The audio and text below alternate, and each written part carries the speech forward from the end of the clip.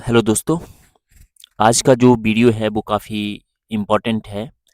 ख़ासकर उन स्टूडेंट्स के लिए जो अभी BA, BSc, BCom final year में हैं।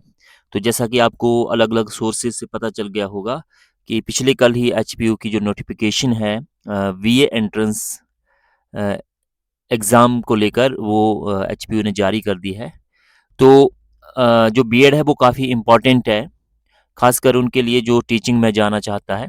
तो जो टीचिंग में जाना चाहते हैं मेरी उनके लिए एक एडवाइस रहेगी कि आप सबसे पहले जो है वो अगर आपकी सिलेक्शन हो जाती है तो आप अगर टीचिंग में ही जाना चाहते हैं तो बीएड को प्रेफ़र करें क्योंकि एट लीस्ट बीएड करने के बाद आपकी जो है वो एलिजिबिलिटी टीजीटी के लिए चाहे वो एचपी गवर्नमेंट का एचपी गवर्नमेंट के अंडर पोस्ट आए या सेंटर के अंडर पोस्ट आए, आप टेट और सीटेट निकालने के बाद जो है उसके लिए एलिजिबल हो जाते हैं।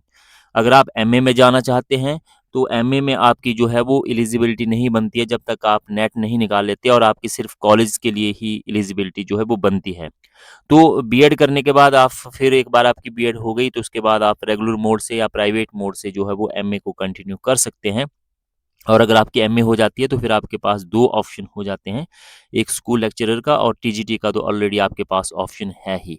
तो ये बहुत ज़रूरी रहता है जब आप किसी ग्रेजुएशन के बाद आपको क्या करना है, ये काफ़ी इम्पोर्टेंट रहता है क्योंकि बहुत सारे स्टूडेंट्स जो अब एमए में चले जाते हैं, उनको पता नहीं होता है। तो मेरी आपको पर्सनली ये रहेगी कि जो टीचिंग में ही जाना चाहता है, वो पहले बीएड को प्रेफ़र करें। तो हम चलते हैं वीडियो पे कि किस तरह से आप इस फॉर्म को भर सकते हैं, इसमें क्या क्राइटेरिया रहने वाला है। तो आप एचपीयू की साइट को ओपन करेंगे, सीधा गूगल में आपने एचपीयू टाइप किया। एचपीयू को टाइप करने के बाद आपके पास जो है वो इस तरह का एक इंटरफ़ेस जो है वो ओपन हो जाता है। आप कैफ़े से अगर आपको ज़्यादा नॉलेज नहीं है इसका फॉर्म को फ़िल अप करने का तो आप कैफ़े से करवा सकते हैं, अदरवाइज़ आप सिंपली जो है वो अपने मोबाइल फ़ोन से या लैपटॉप से जो है इसको फ़िल अप कर सकते हैं। तो इस तरह का आपके पास ये ओपन हो गया। आपने नीचे स्क्रॉल किया, नीचे स्क्रॉल करने के बाद आपको जो है वो यहाँ पे कुछ इंटरफ़ेस ओपन होंगे, स्टूडेंट कॉर्नर यहाँ पे आता है। स्टूडेंट कॉर्नर में एडमिशन का पोर्टल आप जो है वो यहाँ पे इसको ओपन कर सकते हैं और यहीं पे आप जब इसको ओपन करेंगे तो आपके पास जो है ये 5 इंटरफ़ेस ओपन हो जाएँगे। तो यहाँ पे आप जो है वो इस पे न्यू एडमिशन पे आप जो है वो लॉगिन कर सकते हैं। जैसे हमारा ये है,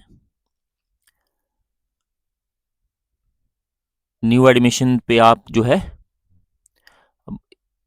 लॉगिन कर सकते हैं। ये वाला, है ना? तो यहाँ पे आप जब इसको न्यू एडमिशन्स वाले पोर्टल पे ओपन करते हैं तो यहाँ यहाँ हमारे पास बहुत सारे पोर्टल ओपन हो जाते हैं।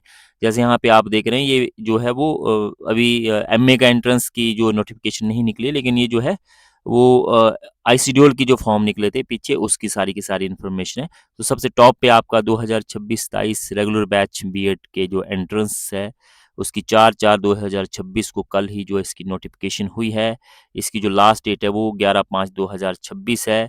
यहाँ पे आप जो है वो नोटिफ़िकेशन को अपनी व्यू कर सकते हैं, है ना? तो ये अब हमारे पास ये डाउनलोड हो रही है, इसको आप यहाँ पे पढ़ सकते हैं कि an objective type entrance exam जो है वो इसमें रहने वाला है 2026 और 27 के लिए और इसमें इसके साथ ही जो है वो ये टेंटेटिव जो है 23/5/2026 को जो है वो ये हो सकता है ना? और इसमें जो एलिजिबल कैंडिडेट है वो 4/4/2026 से जो है वो यूनिवर्सिटी के पोर्टल से एन एडमिशंस पर जाकर जो है वो उसको अप्लाई कर सकते हैं। तो अप्लाई करने का भी मैं बताऊँगा। तो ये नोटिफ़िकेशन है, नोटिफ़िकेशंस के बाद आप ये प्रोस्पेक्ट को पढ़ें सबसे पहले तो, कि प्रोस्पेक्ट में क्या-क्या आपका जो है वो क्राइटेरिया इसमें रहने वाला है ना? तो यहाँ पे हमारे पास ये ओपन हो गया है, ठीक है? तो ये हमारे पास जो है वो प्रोस्पेक्ट है, इसको आप डाउनलोड कर लीजिए। इसमें सारी की सारी आपको इन्फॉर्मेशन जो है वो मिल जाएगी। आपकी जनरल कैटेगरी के लिए जो फ़ी रहने वाली है वो ₹1600 है। एसटी, एससी, ओबीसी जो आईआरडीपी के कैंडिडेट हैं उनके लिए 1050 फ़ीस इसमें रहने वाली है। यहाँ पे नीचे आप आ जाएँगे तो ये 4 से लेकर 11/5 तक आप जो है वो इसको ऑनलाइन सबमिट कर सकते हैं। इसके बाद करेक्शंस के लिए आपके पास विंडो ओपन रहेगी 12/5 से लेकर 13/5 तक।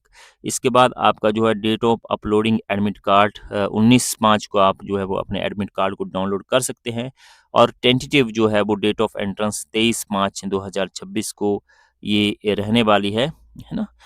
और इसके साथ-साथ tentative date of declaration of result 9/6/2026 को और इसके बाद मेरिट लिस्ट जो है 16/6/2026 को जो वो जारी कर दी जाएगी।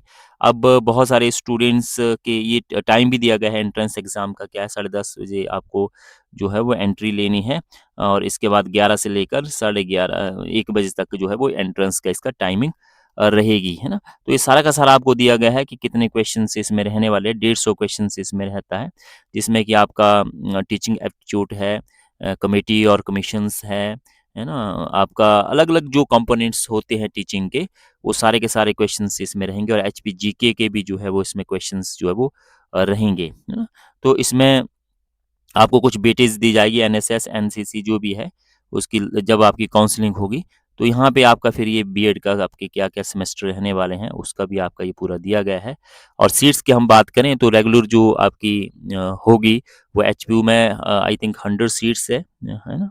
आर्ट्स की उसमें साइंस, कॉमर्स और इसकी अलग-अलग रहेंगी।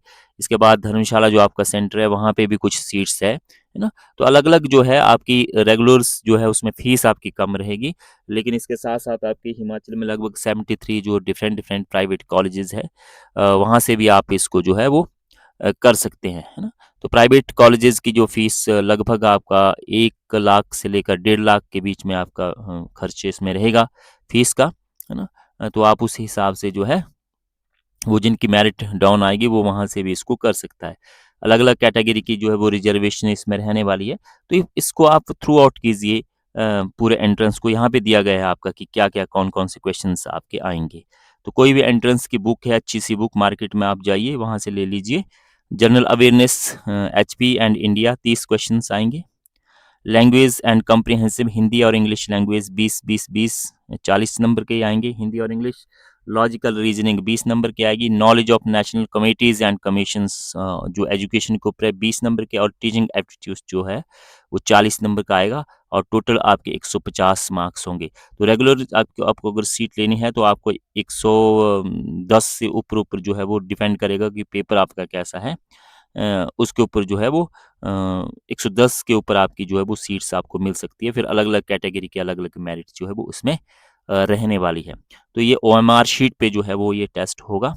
तो ये पूरा आप प्रोस्पेक्ट को डाउनलोड कीजिए और इसको जो है वो आप अप्लाई कर दीजिए।